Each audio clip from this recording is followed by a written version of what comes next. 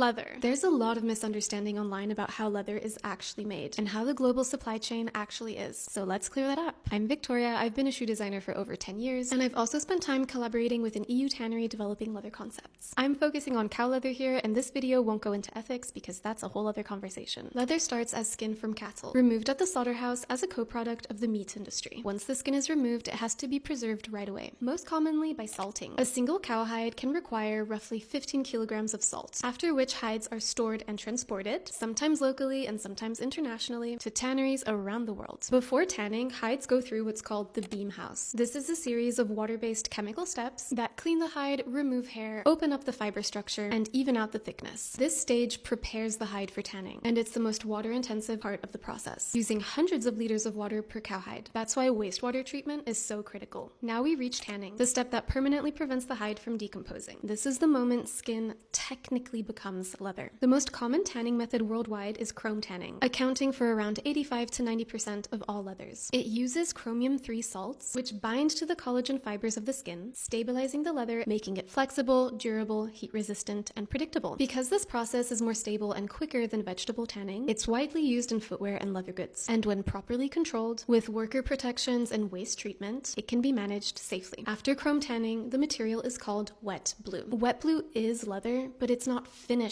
leather. This is where the leather supply chain becomes global. Because wet blue is stable and transportable, it's often traded internationally. If you look at who exports the most wet blue globally, it's countries like Brazil, the US. This makes sense because these are major meat-producing countries generating large volumes of hides. It's where most cattle is raised in the world. On the other side, the main importers of wet blue are Italy, China, and Vietnam. Italy has a huge leather tanning industry, specializing in high-end finished leather and luxury leather goods. China and Vietnam have large tanning, footwear, and leather goods manufacturing industries, more for mass markets. So wet blue often moves from cattle-producing regions to places that specialize in finishing leather and manufacturing. A lot of confusion online comes from mixing up wet blue trade with finished leather production. You might have seen videos claiming that most leathers in the world actually come from Nigeria. I can break that down properly in a separate video if you guys want. So what happens next? Once wet blue reaches a finishing tannery, it goes through retanning. This determines how soft, stretchy, durable, dense the leather will be. Retanning can involve synthetic tannins, resins, oils, and even vegetable tannins, what's known as combination tanning. Yes, chrome tanned leather can be veg